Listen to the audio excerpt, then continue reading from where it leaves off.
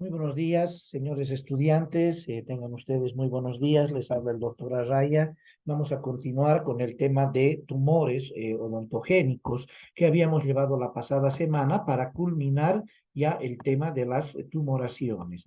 Vamos a continuar con lo que ha significado el tema de tumores odontogénicos que han sido precisamente motivo de nuestro estudio la pasada semana. Entonces, les ruego, por favor, presten un poquito de atención porque de estos apuntes va a salir el examen parcial que ustedes van a dar, ¿no? Exploración radiológica, todo lo que habíamos llevado, vamos a entrar a tumores ectodérmicos, ¿ya? Los tumores ectodérmicos son derivados de las células de Schwann que forman parte de la cubierta de los nervios periféricos. De origen neuroectodérmico, es decir, de una de las capas del ectodermo, es decir, de las tres capas, endodermo, mesodermo, el ectodermo en este caso, de crecimiento lento y afecta al maxilar inferior. La lesión es única, por lo general se produce una perforación consistente, la palpación generalmente hay una lesión única. Mayormente suele ser indolora, excepto cuando invade los nervios adyacentes. Ahí sí hay generalmente dolor, puede provocar una sensación de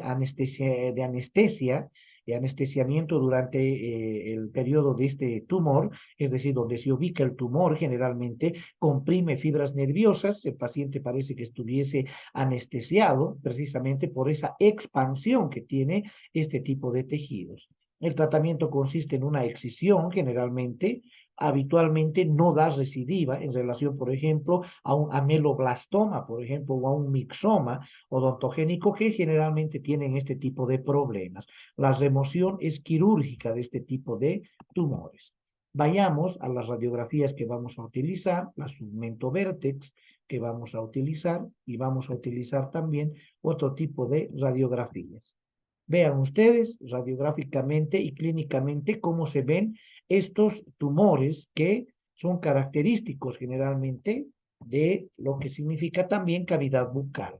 Vemos ustedes un agrandamiento que ha habido a nivel semejante a un torus lingualis. Generalmente a nivel de lengua también puede presentarse este tipo de tumoración. Vemos en otro paciente también una tumoración característica generalmente de la zona aledaña a una zona, en este caso, donde se provoca generalmente una ligera tumefacción generalmente de estos elementos. Vean ustedes cómo ha llegado prácticamente a inflamar todo ese sector, este tumor de origen ectodérmico, neuroectodérmico. Al examen radiográfico se observa una imagen radiolúcida, redonda, ovalada, de destrucción ósea por detrás del agujero mentoniano. Puede causar resorción radicular de los dientes adyacentes por ser de crecimiento lento, tiene límites bien definidos, ocasionalmente hiperostósicos, en algunos casos puede ser multilocular. Las características radiológicas no permiten diferenciarlo de un ameloblastoma, si bien son entidades completamente diferentes, pero son de características, diríamos, casi similares, ¿no? Tienen una sintomatología distinta, un comportamiento distinto, pero radiográficamente suelen parecerse. Es por eso que es algo complicado diferenciarlo del ameloblastoma.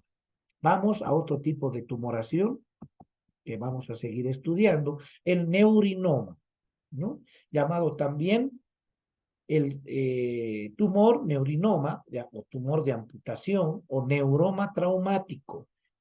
No se considera una neoplasia, sino una hiperplasia, es decir, un crecimiento acelerado, generalmente de células, reactiva y consiste en la proliferación de un nervio lesionado, generalmente que intenta regenerarse. Hay lesiones de nervios que intentan regenerar, producto precisamente del tipo de lesión. Una lesión, por ejemplo, por aplastamiento, puede llegar a provocar generalmente que el nervio trate de regenerarse y hace generalmente relieve hacia el exterior. Esta lesión nerviosa puede ser consecuencia de una irritación mecánica, es decir, un aplastamiento, irritación química del nervio debido a una fractura, cirugía ortognática a la resección de un tumor o de un quiste, a la extrusión de cemento endodóntico. Hay que tener cuidado cuando realizamos tratamientos de endodoncia porque podemos llevar parte de ese cemento fuera del lápiz a estructuras óseas y tocar algunos filetes nerviosos, lo cual va a dar a la aparición de un neurinoma característico de este tipo de procedimientos. Extracciones dentales, especialmente en rama del ángulo mandibular, extracciones muy complicadas, extracciones que tienen una larga duración en tiempo, pueden generalmente llegar a provocar este tipo de lesiones. Por eso habla muy bien y dice extracciones de tipo dental. Cuando vemos un paciente con neurinoma, nos referimos a este tipo de abultamientos generalmente de tejido nervioso, de un tejido nervioso que trata de repararse y que hace un abultamiento, en este caso, en el piso prácticamente de la cavidad bucal, casi por debajo de la lengua, se produce este abultamiento incómodo para el paciente que no le va a permitir realizar incluso el tema fonético, el tema de poder mantener un diálogo, porque va a tener una tumoración dentro de la cavidad bucal. Clínicamente lo podemos observar de esta manera a este tipo de neurinomas. Vamos al neurinoma, generalmente características radiográficas que tiene esto, y vemos ustedes las características que tiene radiográficamente este tipo de tumoración. Vean ustedes, la tumoración generalmente que presenta ese neurinoma, zonas completamente oscuras que presenta este tipo de lesiones, generalmente zonas extremadamente radiolúcidas. Cuando se producen este tipo de lesiones y para poder verificar un poco el tamaño que tienen y la consistencia que tienen, solemos utilizar algunos elementos de contraste que nos van a permitir de alguna manera utilizar de alguna manera también elementos que puedan ser fácilmente visualizables. Es decir, coloco una sal, coloco una generalmente sustancia, una sal de bario, que es un elemento de contraste para poder determinar todo el contorno de la lesión, porque debido a la radiolucidez, esta suele ser en primera instancia levemente difusa. Tengo que marcar las características de esa tumoración y cómo las voy a marcar mediante la introducción de un elemento que es netamente de contraste. Estamos utilizando una sal de bario en ese elemento. Tumores mixtos se encuentran compuestos por tejidos conjuntivos de la vaina de Schwann, generalmente de origen nervioso, por otros componentes de nervios periféricos también. Pueden ser nódulos solitarios o pueden estar generalmente en forma de racimos, difusos, generalizados. Es muy triste ver pacientes con el síndrome de von Reilhausen, por ejemplo, un síndrome que enseguida lo van a ver, donde el paciente tiene múltiples nodulaciones en cara, cuello, espalda, piernas, brazos, miembros inferiores, nodulaciones que, bueno, ya deforman prácticamente la cara del paciente, no le permiten cerrar las manos al paciente, no le permiten caminar porque incluso las plantas de los pies están afectados, el paciente tiene dificultades para echarse y es una lesión extremadamente grave para un paciente y generalmente con el tiempo, por esa degeneración, por esa pérdida que tiene fisiológicamente en la actividad normal, el paciente lastimosamente llega a fallecer, pero lastimosamente también en un periodo demasiado largo, crónico. En dicho caso, existen múltiples tumores subcutáneos, manchas de pigmentación melánica, característica de estos tumores mixtos, deformidades esqueléticas ocasionales. Habitualmente no es encapsulado, presenta un elevado potencial de degeneración maligna. Entre las características radiológicas podemos ver que no presentan ningún rasgo distintivo, es decir, un elemento que pueda de alguna manera diferenciarlo en relación, por ejemplo, a otros tumores hiperostóxicos. Pueden presentarse también indiferenciados, uni o multiloculares en forma de racimo. El neurofibroma del nervio dentario inferior produce una dilatación fusiforme, es decir, larga del nervio dentario inferior a través del conducto. Produce parestesia por ese crecimiento anormal, producto precisamente de ese crecimiento y producto de que el mismo nervio se encuentra de alguna manera sellado, casi cerrado dentro de ese conducto, entonces produce ciertos grados de parestesia y molestia en el paciente. Ahí vemos, por ejemplo, un ejemplo claro en la imagen de una enfermedad de von Reilhausen, una neurofibromatosis que vean ustedes ha deformado prácticamente y ha generado estas nodulaciones molestas en el paciente que se extienden por la piel, se extienden a diversas partes del cuerpo, deforman la cara, le dan un aspecto molariforme, como una especie de mora, la cara del paciente, las piernas, miembros superiores e inferiores, llegando a generar una molestia igualmente no solamente estética, sino funcional en el paciente. Vamos a los tumores mesodérmicos, vamos a hablar de los famosos osteomas, tumores de crecimiento lento que posiblemente derivan del cartílago del periósteo embrionario, es decir, de la membrana perióstica que cubre esos huesos embrionarios. No se sabe con certeza si es un tumor benigno o un amartoma, es decir, un tumor de tejido óseo delimitado, encapsulado, puede ser endoóseo en la parte interna del tejido óseo, puede ser perióstico, es decir, cubriendo generalmente la parte externa y periférica del tejido óseo, puede surgir en el exterior, generalmente senos maxilares y senos frontales están comprometidos, el frontal, por ejemplo, el seno etmoidal, estructuralmente existen tres tipos, ¿no? Un tumor mesodérmico o un osteoma de hueso compacto, generalmente en huesos largos, de hueso esponjoso, también característico en hueso largo, pero también mucho más en hueso plano, y un combinado entre compacto y esponjoso que pueden presentarse generalmente o tienen predilección por huesos del maxilar, es decir, maxilar superior y maxilar inferior.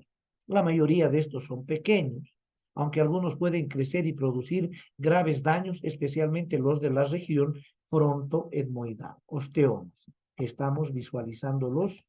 Vamos a ver un osteoma a nivel inferior, por ejemplo, del maxilar, ubicado generalmente entre la tabla externa y la parte esponjosa del tejido óseo.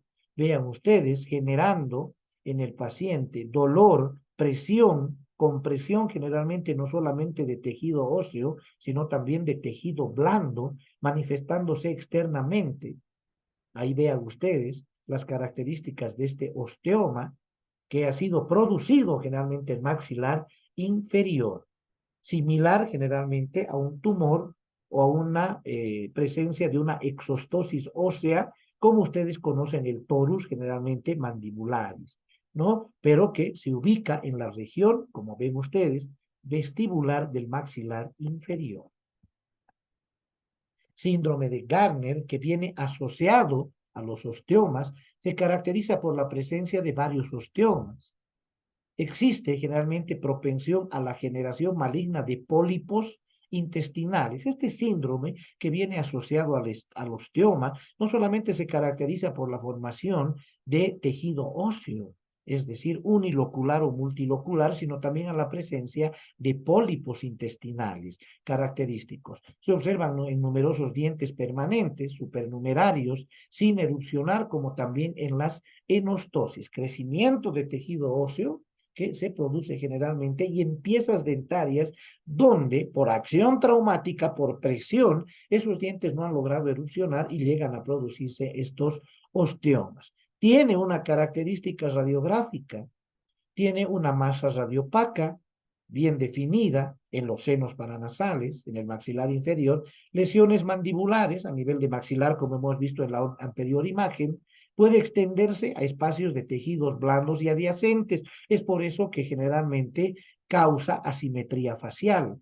Lesiones de hueso compacto, uniformemente radiopacas, lesión también a nivel de tabla ósea, de tejido esponjoso y estructuras trabeculares internas. Vean ustedes el síndrome de Gardner, ¿no? No solamente intestinal, vean la cantidad de piezas dentarias que se han llegado a producir a nivel de paladar.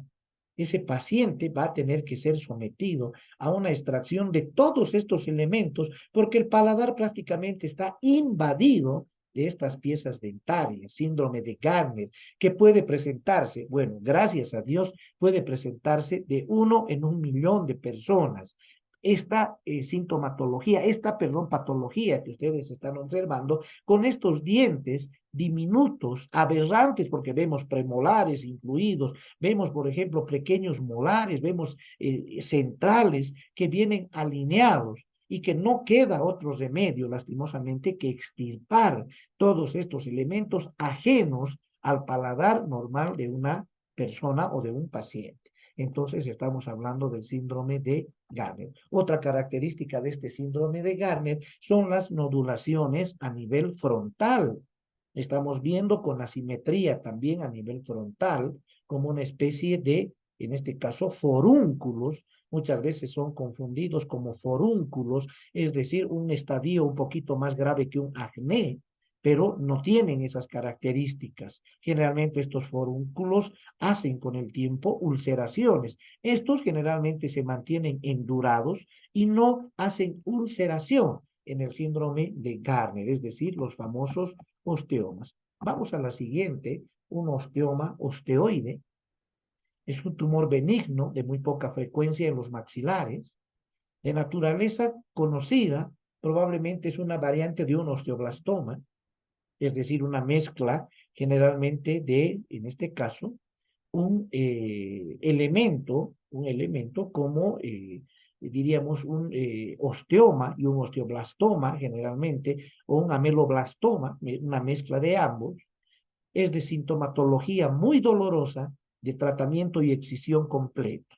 La radiografía puede observarse pequeñas zonas radiolúcidas redondeadas por un halo de hueso esclerótico en la radiografía. Generalmente, la gran mayoría de estos tumores presentan radiolucidez. Generalmente están rodeados muchas veces por una membrana de características radiolúcidas, pero muchas veces con ciertos grados de preponderancia de radiopacidad por las precipitaciones cálcicas que existen en esta membrana, pero en su gran mayoría estas tumoraciones presentan generalmente comportamientos de características radiolúcidas.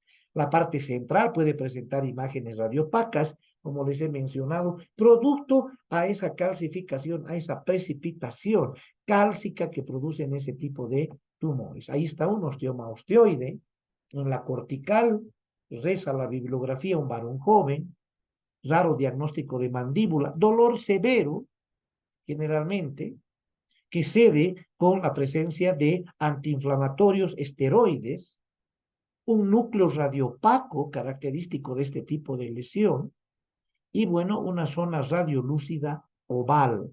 Vean ustedes las características que tiene este osteoma osteoide, que está presionando parte del maxilar inferior, por ende el conducto dentario inferior, y que producen ese tipo de lesiones. Osteoma osteoide. Otra forma de osteoma osteoide, vean ustedes, tomando prácticamente el borde inferior, casi el ángulo mandibular del paciente y haciendo relieve hacia el exterior. Una masa circunscrita, ya prácticamente calcificada de tejido óseo con una membrana levemente radiolúcida, pero por una precipitación cálcica ya producto de la cronicidad que tiene este tumor. Vean ustedes, tumor bien delimitado, encapsulado, con una membrana de características radiolúcidas y un contenido altamente cálcico por las precipitaciones calcáreas que vienen al osteoma osteoide.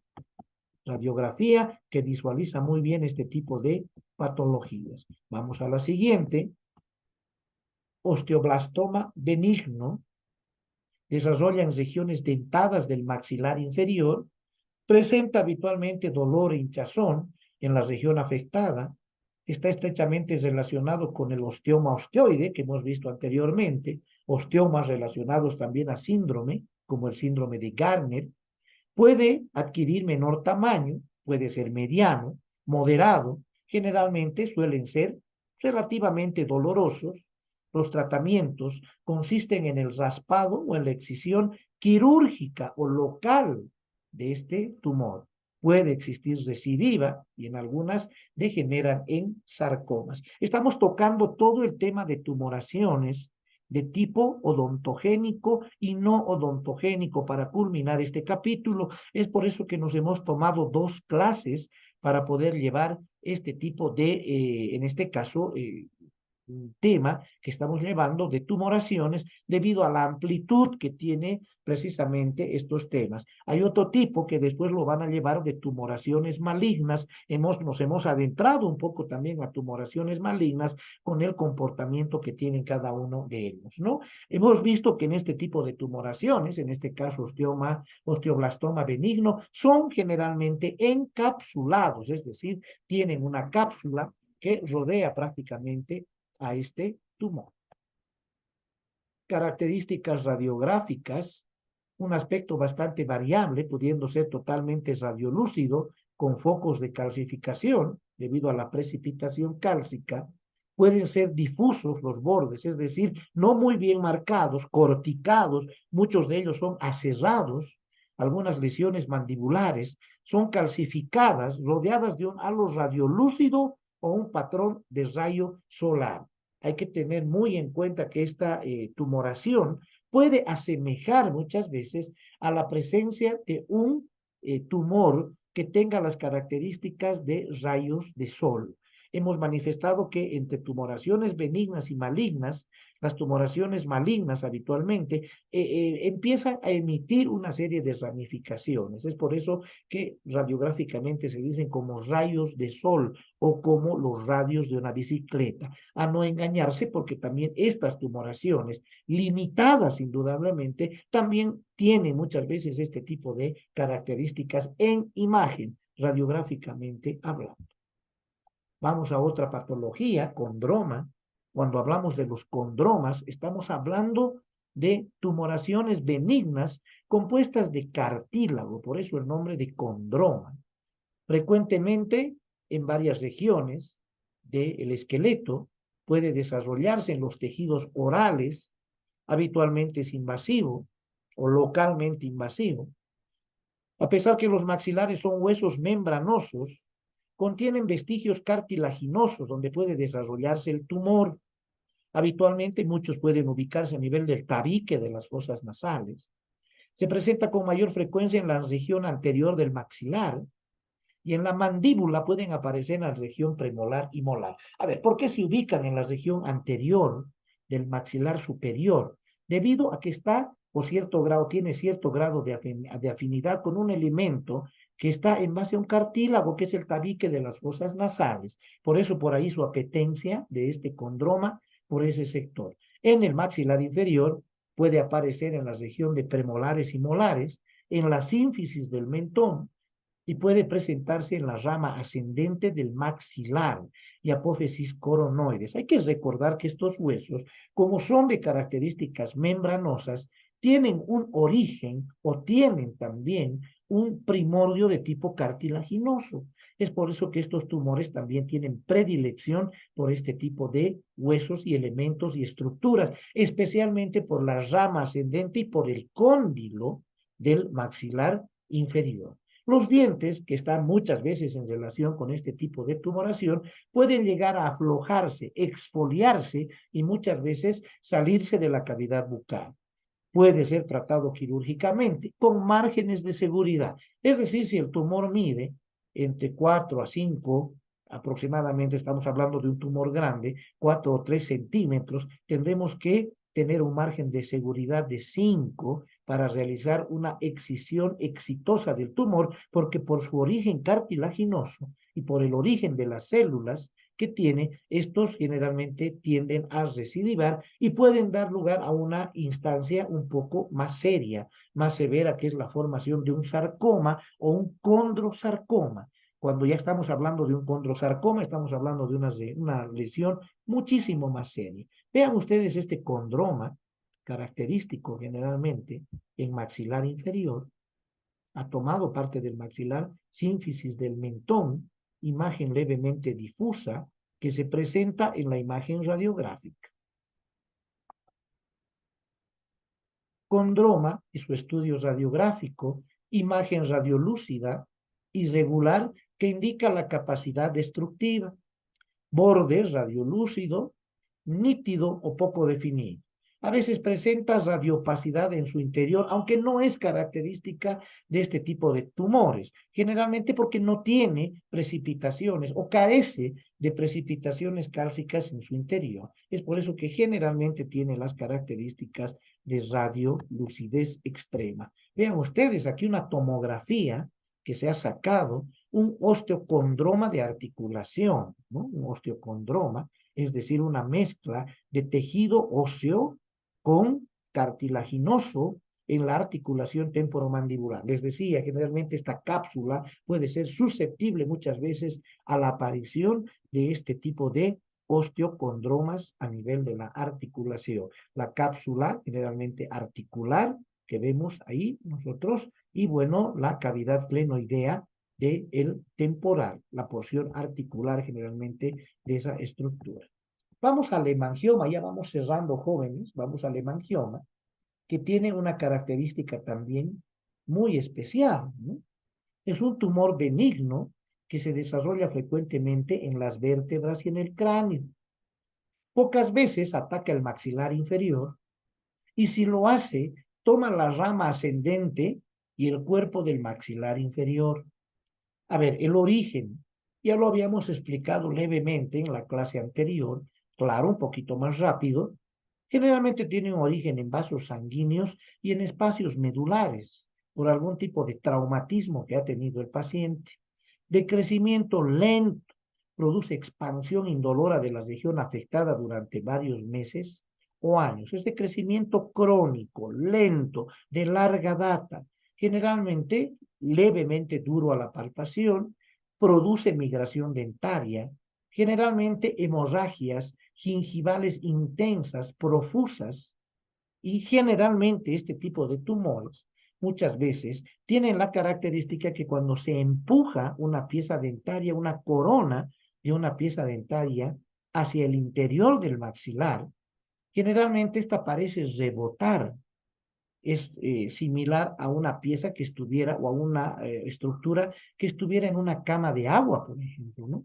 Ustedes apretan, se va a introducir momentáneamente en el fondo, pero cuando ustedes sueltan esa pieza va a salir, es decir, no se va a mantener dentro del maxilar, va a salir esa pieza dentaria, entonces es una de las características, es decir, el diente está casi como fluctuante, como flotante dentro del interior generalmente de esa estructura ósea.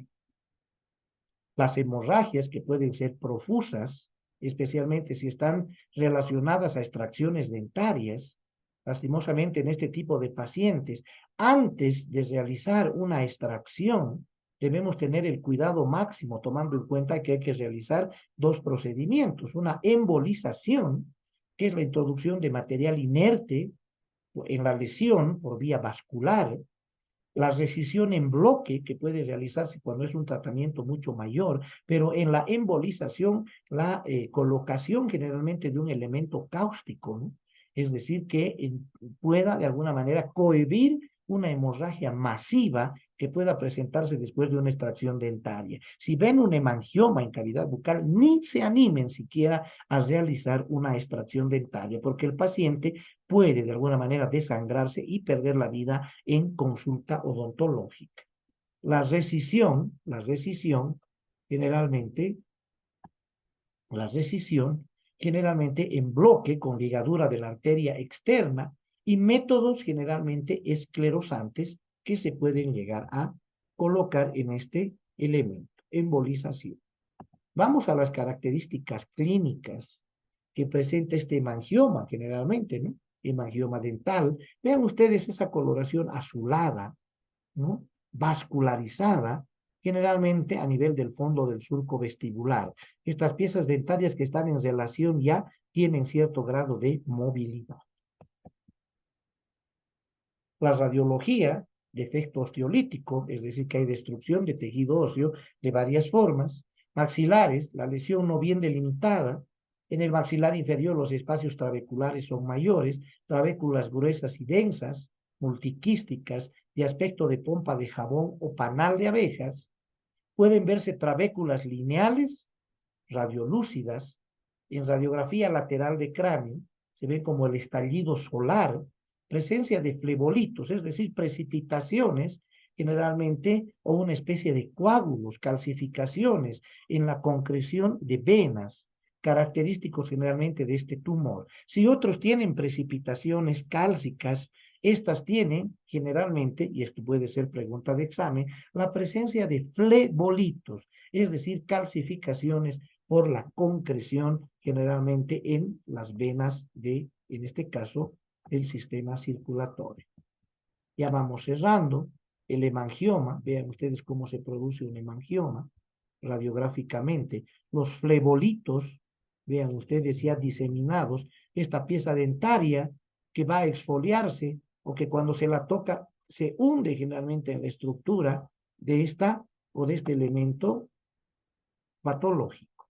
Hemangioma, aquí también está marcado el hemangioma, extenso por cierto, con embolización en su tratamiento y con la presencia vascular en relación a un hueso normal y compacto. Vean ustedes, hay una mancha extensa, radiolúcida, característica, levemente trabeculada a nivel de zona de premolares y de canino.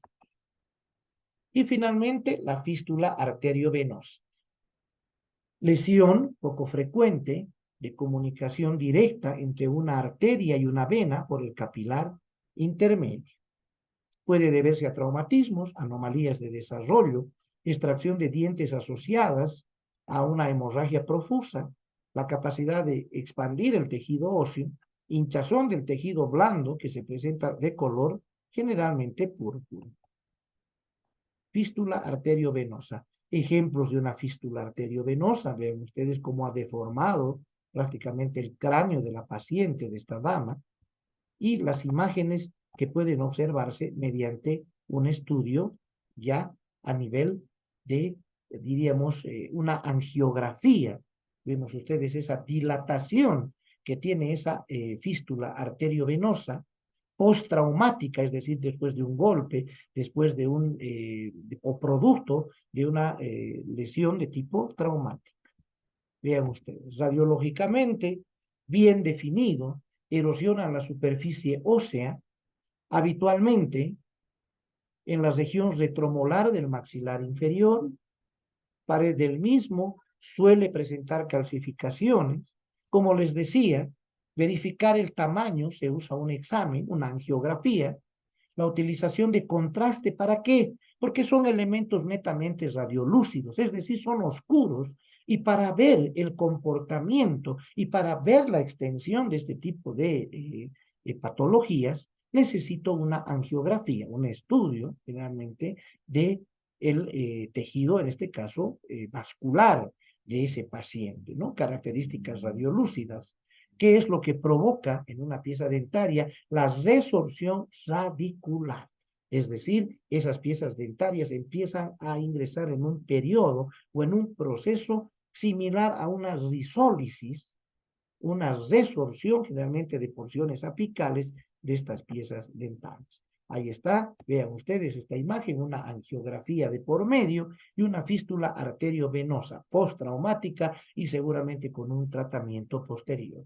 Muy bien, jóvenes, hemos culminado esta clase de tumores que llevamos la anterior semana también, tumores odontogénicos, que ha tenido en realidad 3 capítulos, uno que ha tenido el doctor Verástegui, que ha dado el inicio con generalmente el tema de los amartomas, con lesiones como el torus palatinus, torus mandibulares, que ustedes lo han llevado y que son motivo también de estudio para nosotros porque son de presencia frecuente a nivel del maxilar, sobre todo dificultoso en el momento de colocar una prótesis en un paciente y dificultoso también en el momento de la deglución del mismo paciente, no tanto el torus palatinus, sino el torus mandibulares, aunque el torus palatinus también causa problemas en la deglución del paciente, generalmente de índole protético. Entonces, jóvenes, estamos culminando con estos 3 capítulos que se han llevado, el tema de exostosis ósea, que son tumores benignos,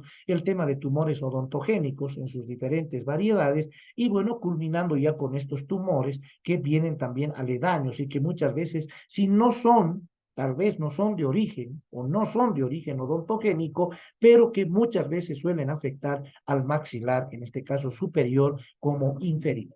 Muy bien, jóvenes, les agradezco su atención. Ustedes tienen las láminas.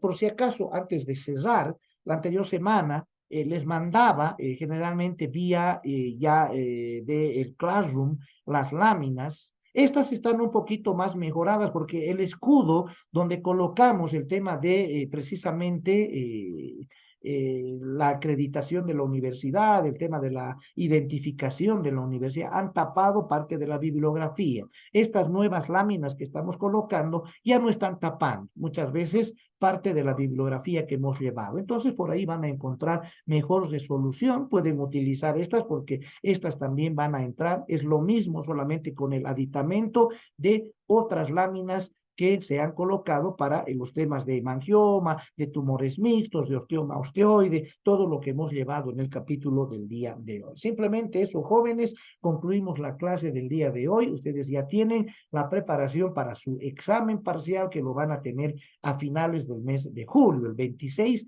van a dar su examen parcial.